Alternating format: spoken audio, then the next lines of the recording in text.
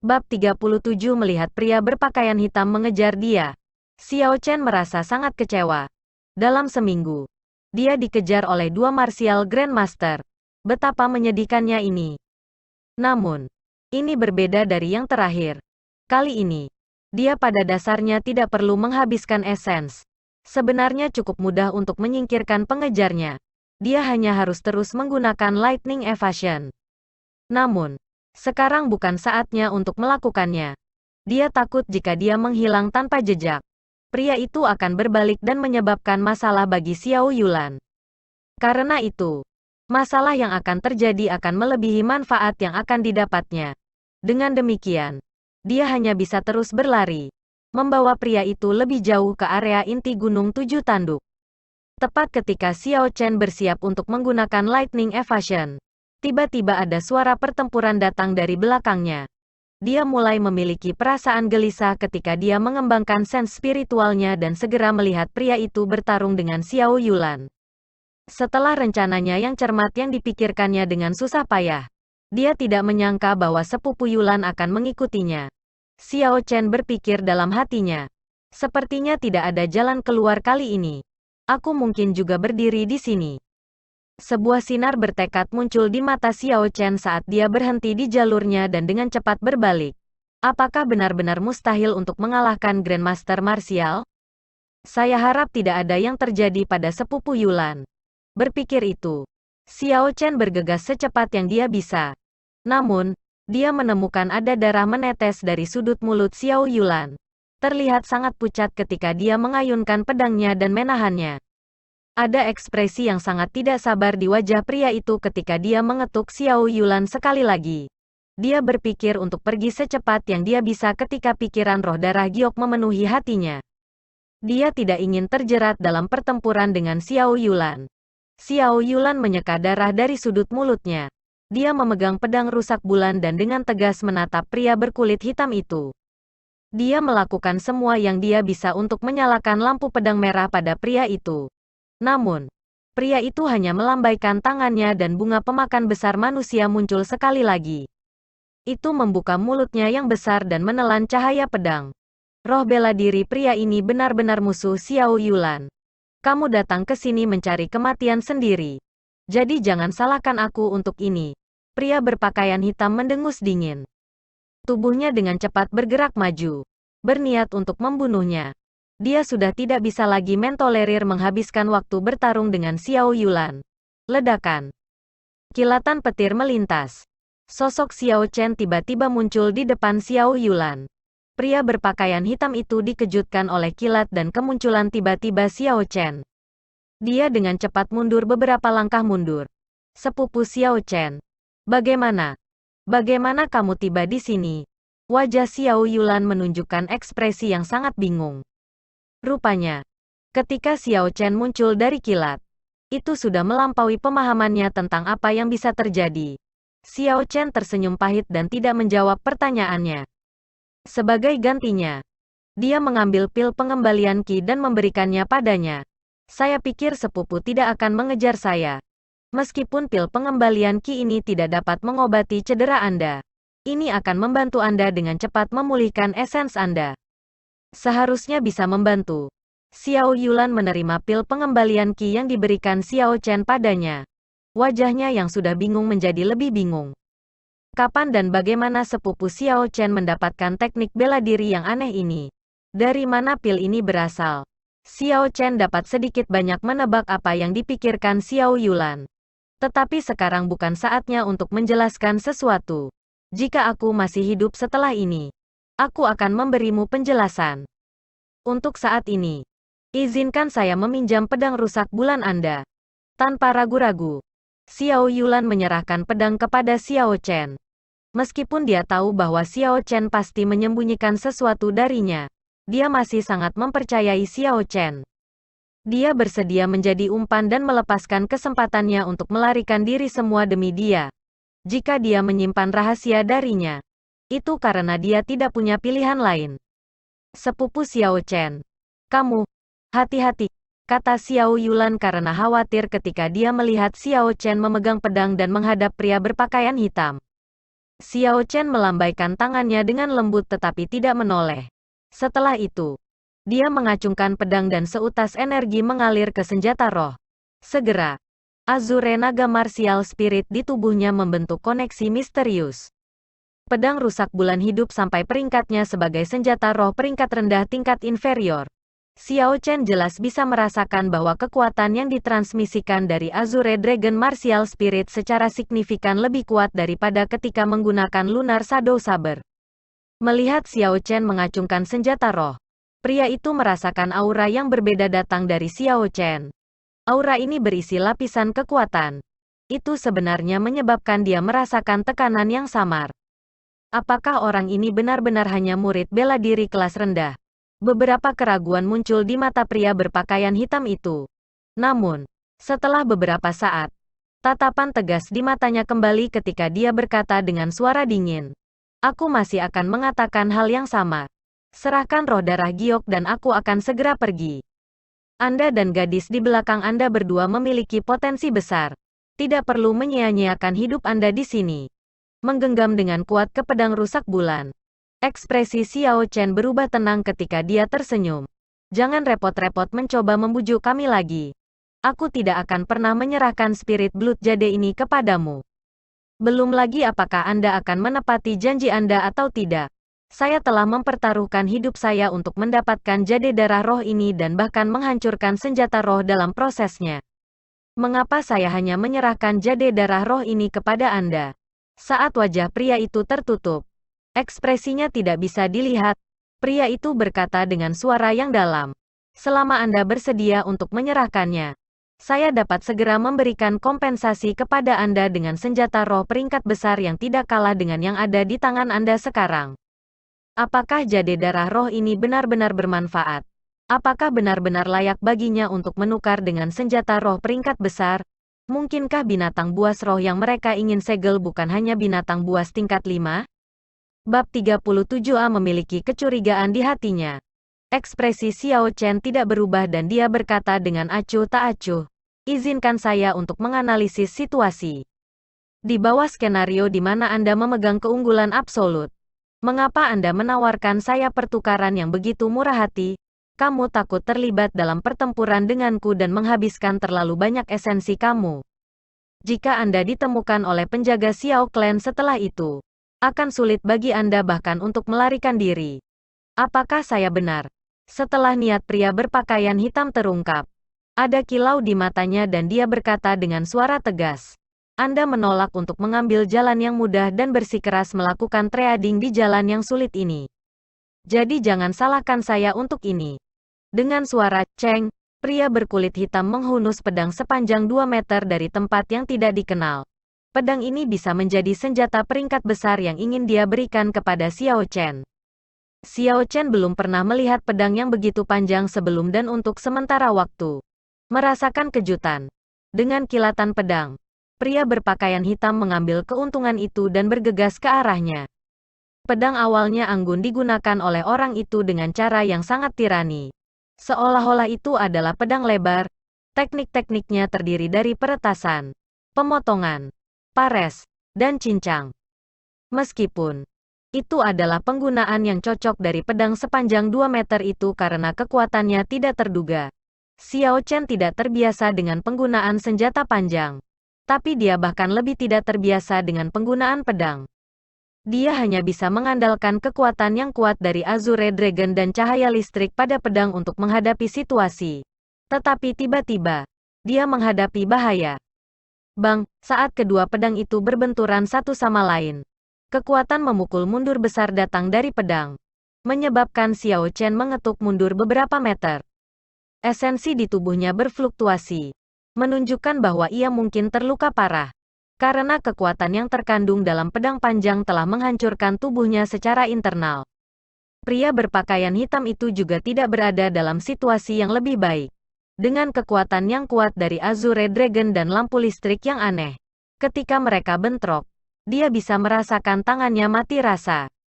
Jika bukan karena kenyataan bahwa wilayah kultivasinya melebihi Xiao Chen secara signifikan, pedang panjang di tangannya mungkin telah terlempar ke masa lalu. Melakukan yang terbaik untuk menekan cedera di tubuhnya. Xiao Chen mengulurkan jari. Sebuah nyala api ungu berkumpul di jarinya dan setelah memutar beberapa putaran, api itu meluncur ke arah pria berpakaian hitam. Pria itu mengayunkan pedangnya dan cahaya muncul. Dengan ledakan keras, pedang itu berbenturan dengan api dan ada ledakan. Setelah ledakan, nyala api ungu sebenarnya tidak padam. Sebaliknya, itu telah menyebar ke tubuh pedang, terus menyala. Segera, itu tiba di pegangan. Terlihat kaget di mata pria itu. Sebelum api mencapai gagang pedang, dia dengan cepat melemparkan pedang ke tanah. Sekarang adalah waktunya. Break Thunder Ilahi. Xiao Chen dengan cepat mengalihkan pedang rusak bulan ke tangan kirinya saat Purple Thunder Divine Incantation beredar dengan cepat di tubuhnya. Petir murni yang dikaitkan dengan energi keluar dari tangan kanannya. Itu membentuk cahaya listrik yang terang di udara ketika menembak ke arah pria berpakaian hitam. Meskipun Divine Thunder Break ini hanya teknik marsial peringkat kuning tingkat superior, kecepatannya secara signifikan lebih cepat daripada teknik marsial kelas mendalam biasa. Setelah melepaskan pedang panjang itu, pria itu tidak akan memiliki kesempatan untuk menghindarinya. Puci, lampu listrik yang luar biasa menghantam tubuh pria itu. Dan dalam sekejap, tubuh pria itu menyala, berderak dengan listrik. Dia berkedip terus-menerus, tampak seperti orang yang terbuat dari listrik. Xiao Chen sangat terkejut. Pria ini telah menggunakan teknik bela diri yang tidak diketahui dan mengubah esens menjadi baju besi yang menutupi seluruh tubuhnya, menyebabkan kekuatan Divine Thunder Break diblokir. Membunuh, pria berpakaian hitam itu berteriak keras ketika dia mengambil pedang yang masih menyala. Tubuhnya meledak ke depan. Dan sebelum Xiao Chen bisa bereaksi, lampu berapi-api muncul di depannya. Heavenly Lightning Shield, pedang yang diselimuti dalam Purple Thunder True Fire tanpa ampun menyerang ke Heavenly Lightning Shield. Karena pemblokiran perisai petir surgawi, kekuatan serangan itu sangat lemah. Namun, Xiao Chen akhirnya muntah darah, menunjukkan seberapa kuat kekuatan di balik pedang itu. Aku belum pernah dipaksa ke titik seperti itu sebelumnya dalam hidupku hanya dengan murid bela diri kelas rendah.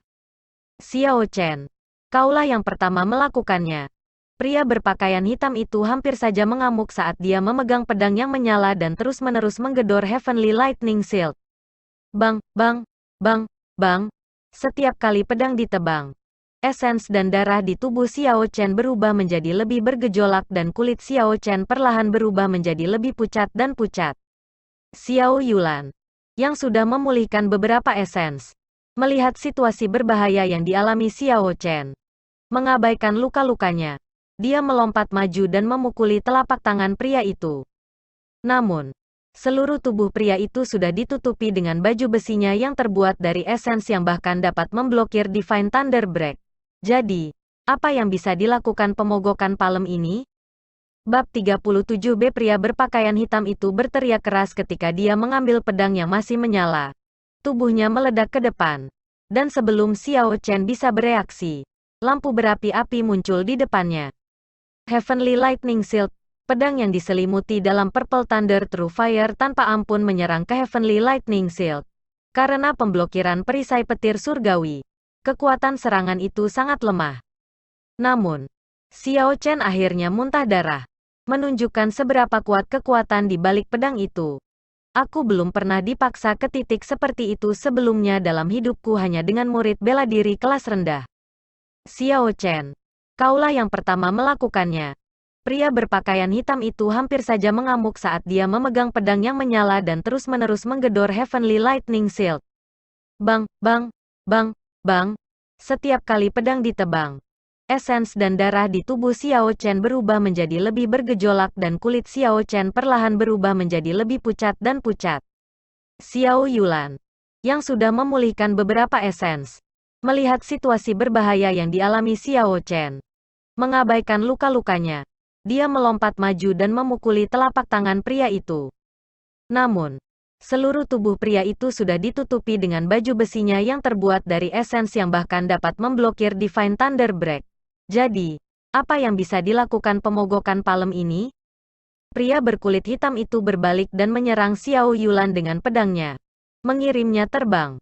Bajingan, teriak Xiao Chen kesakitan saat dia melemparkan Heavenly Lightning Shield, menyebabkannya terbang ke arah Xiao Yulan, menangkapnya. Sepupu Xiao Chen. Serangan telapak tanganku yang sebelumnya telah menanamkan racun poinsettia ke dalam tubuhnya. Yang harus Anda lakukan adalah membuat luka terbuka, kata Xiao Yulan dengan lemah saat ia pingsan di pelukan Xiao Chen. Pria berpakaian hitam itu tertawa keras. Betapa naifnya.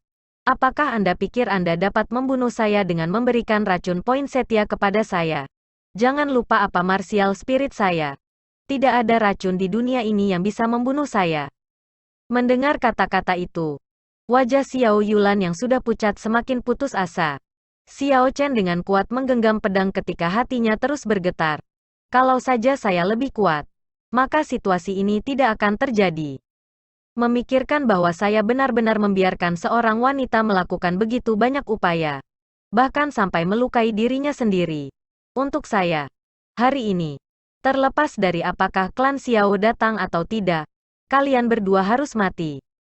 Ini adalah hasil dari pilihan Anda untuk membuat segalanya menjadi sulit, kata pria berbaju hitam dengan gila-gilaan. Apakah begitu? Tiba-tiba dengusan dingin datang dari dalam hutan. Xiao Chen memperluas sense spiritualnya tetapi tidak dapat menemukan siapapun. Asal mula sebenarnya dari suara ini sebenarnya lebih dari 800 meter. Bab 38 Siapa? Siapa yang mempermainkanku? Tunjukkan dirimu.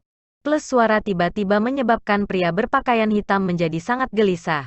Dia melakukan yang terbaik untuk mencoba menemukan siapa yang berbicara. Namun, karena bahkan sense spiritual Xiao Chen tidak dapat merasakannya, secara alami pria ini tidak akan dapat melakukannya hanya dengan persepsinya. Apakah ini semua kekuatan yang kamu miliki? Suara aneh itu sekali lagi terdengar tepat di samping telinga pria berpakaian hitam itu. Namun, dia masih tidak dapat menemukan lokasi asal suara itu. Dia datang, pikir Xiao Chen pelan, melalui sense spiritualnya. Xiao Chen melihat sosok abu-abu dengan cepat bergerak ke arah mereka. Sosok itu begitu cepat sehingga bahkan sense spiritual Xiao Chen tidak dapat dengan jelas melihat penampilannya. Xiao Chen memeluk Xiao Yulan saat dia mundur beberapa langkah. Dia tidak berani menurunkan penjagaannya. Tidak diketahui apakah sosok misterius ini adalah teman atau musuh. Sebelum orang itu tiba, belati terbang biru ditembakkan. Pria berpakaian hitam melakukan yang terbaik untuk menghindari tetapi lengan kanannya masih terluka. Darah segar mulai mengalir keluar setelah beberapa saat. Kekuatan dari belati terbang ini benar-benar hebat. Bahkan dapat dengan mudah merobek armor essence yang dia bayangkan. Xiao Chen diam-diam berpikir dalam hatinya. Pria berpakaian hitam itu berteriak kesakitan saat dia menatap dengan marah ke arah dari mana belati terbang itu berasal. Bunga pemakan manusia yang besar muncul dan mulai bergerak ke arah penyerangnya. HMPH. Semangat marsial yang begitu lemah. Namun Anda masih berani melepaskannya? Betapa cerobohnya. Setelah dia mengatakan ini, orang misterius itu akhirnya menunjukkan dirinya. Dia langsung menuju ke bunga pemakan manusia tetapi sepertinya dia tidak berencana untuk melakukan apapun. Tiba-tiba, ketika bunga pemakan manusia itu berada sekitar 2 meter darinya, bunga itu meledak dan berubah menjadi debu. Ini berbeda dari ketika Xiao Chen menyebabkannya meledak lebih awal. Kali ini, bunga pemakan manusia benar-benar berubah menjadi debu dan menghilang ke udara. Itu tidak berubah menjadi bintik-bintik cahaya. Juga tidak kembali ke tubuh pria berpakaian hitam. Begitu bunga pemakan pria lenyap, pria berpakaian hitam itu segera memuntahkan seteguk darah. Wajahnya dipenuhi teror ketika dia berkata, "Kamu benar-benar berhasil menghancurkan martial spirit saya? Sebelum roh bela diri Anda telah berkultivasi ke dunia yang tidak bisa dihancurkan. Anda benar-benar berani untuk memamerkannya di depan musuh Anda." "Itu benar," kata orang itu dengan dingin. Pria berpakaian hitam berdiri dengan lemah di tempat dan bertanya, "Apakah kamu dari klan Xiao?" Orang misterius itu berkata dengan acuh tak acuh, "Itu bisa dianggap begitu? Tidak mungkin. Bagaimana mungkin Xiao Chen memiliki ahli tingkat martial Sein?" Pria berpakaian hitam berseru dengan tak percaya. Bukan hanya pria berpakaian hitam yang terkejut. Bahkan Xiao Chen dan Xiao Yulan tidak berani percaya bahwa ada ahli tingkat martial Sein di Xiao Clan. Mereka berdua adalah murid keturunan langsung tetapi mereka belum pernah mendengar hal ini sebelumnya. Sejak kapan klan mereka memiliki ahli tingkat martial Sein? Seorang pembudidaya martial Sein dapat dianggap sebagai salah satu kekuatan terkuat di kota Mohe. Bahkan di dalam bangsa Qin besar. Terlepas dari kota, seorang pembudidaya martial Sein akan memiliki pengaruh besar. Jika seorang martial Sein bersedia untuk menetap di Xiao Chen, maka hanya ada satu kemungkinan. Orang ini pasti telah menembus kemacetan martial Grandmaster pada usia lanjut. Dia sepertinya tidak memiliki harapan lagi untuk meningkatkan kultivasinya. Jadi dia hanya ingin menemukan tempat yang tenang untuk menetap. Namun, bahkan jika situasinya seperti ini, mereka berdua masih benar-benar terkejut. Masalah ini baru saja disembunyikan terlalu dalam. Penatua, apakah Anda benar-benar dari klan Xiao saya? Xiao Chen bertanya dengan hati-hati. Pria misterius itu tidak menjawab tetapi medali perintah keluar dari lengan bajunya dan terbang ke arah Xiao Chen. Xiao Chen dengan cepat menangkapnya dan melihatnya. Terukir pada medali perintah berwarna hitam yang terbuat dari emas adalah kata-kata penahbisan khusus di satu sisi dan Liu Fengyin di sisi lain. Klan Xiao memang memiliki penahbisan khusus yang misterius. Namun, belum lagi ranah kultivasinya. Kebanyakan orang bahkan tidak tahu apa yang ia sukai karena ia jarang terlihat. Melihat medali perintah ini, identitas orang ini dapat diverifikasi. Xiao Chen mengepalkan tinjunya dengan hormat. Banyak terima kasih kepada Penatua Liu karena telah membantu kami. Liu Fengyin melambaikan tangannya dengan acuh sambil mempertahankan ekspresi tenang. Setelah menerima gaji saya, ini yang harus saya lakukan. Tidak perlu berterima kasih padaku. Selain itu, kamu bisa menyerahkan sepotong spirit blood jade itu padaku. Penatua pertama dan penatua ketiga seharusnya tiba segera. Anda bisa mulai berjalan menuruni gunung. Liu Fengyin mengatakan hal itu setelah dia menggumamkan sesuatu yang tidak pasti kepada dirinya sendiri. Xiao Chen sedikit mengernyit. Dia tidak bisa menahan perasaan marah di hatinya. Orang ini tahu tentang roh darah giok, yang berarti bahwa dia sudah tiba lama tetapi tidak membantu mereka. Hal pertama yang dia minta adalah roh darah giok. Xiao Chen benar-benar tidak merasa senang di hatinya. Belum lagi bahwa dia belum mengkonfirmasi identitas orang ini. Bahkan jika identitasnya dikonfirmasi, dia hanya seorang penahbisan khusus. Penahbisan semacam ini tidak berada di bawah kendali klan Xiao dan memiliki banyak kebebasan. Mereka bisa meninggalkan klan Xiao kapan saja dia mau. Bagaimana mungkin Xiao Chen menyerahkan spirit blood jade kepada orang seperti itu? Bab 38a yang paling penting adalah bahwa jade darah roh ini diperoleh oleh Xiao Chen setelah mempertaruhkan nyawanya dan menghabiskan banyak upaya. Di matanya, itu adalah sesuatu yang sudah menjadi miliknya dan tidak ada hubungannya dengan klan Xiao. Dia tidak akan dengan mudah memberikannya kepada orang lain. Saya minta maaf. Saya tidak bisa memikirkan alasan bagi saya untuk menyerahkan roh darah giok ini kepada Anda. Xiao Chen memandang Liu Fengyin dengan ekspresi tenang. Ekspresi Liu Fengyin berubah. Rupanya, dia tidak mengira Xiao Chen akan menolak permintaannya.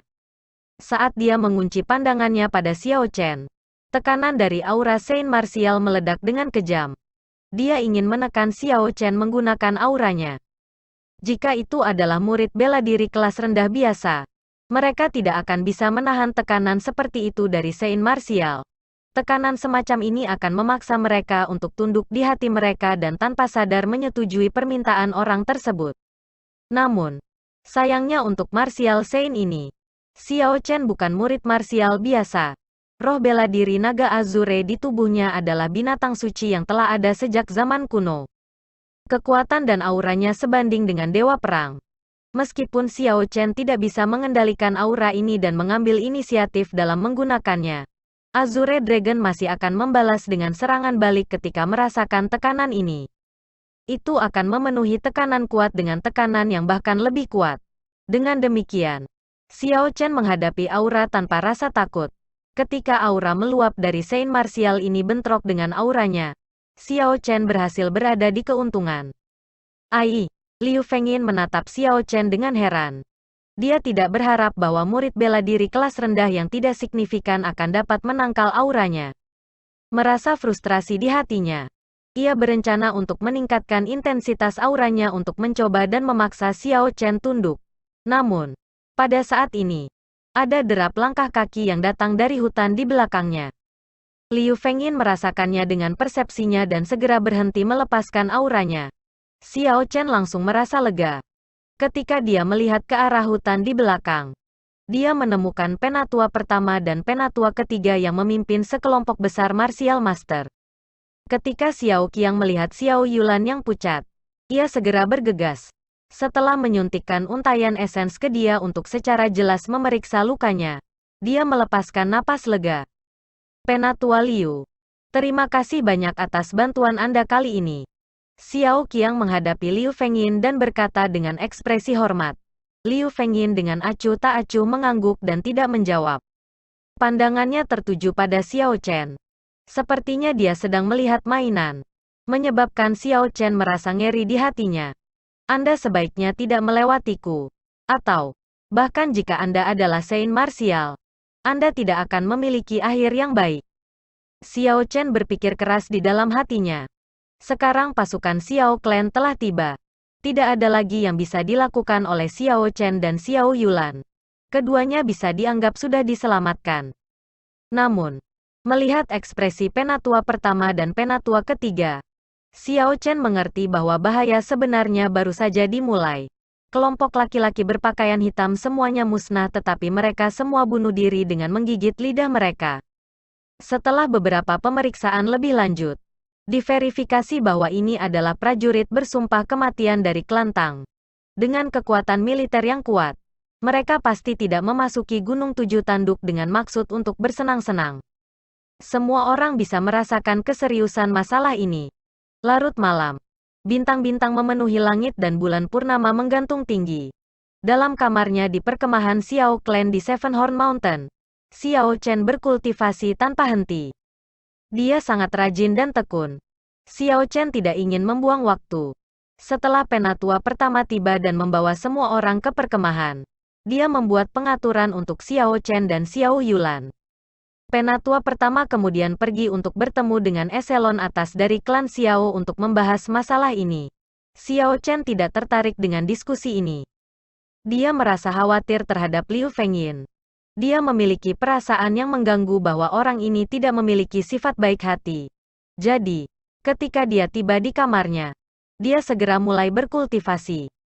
Suara langkah kaki ringan bisa terdengar dan Xiao Chen membuka matanya dan berhenti berkultivasi.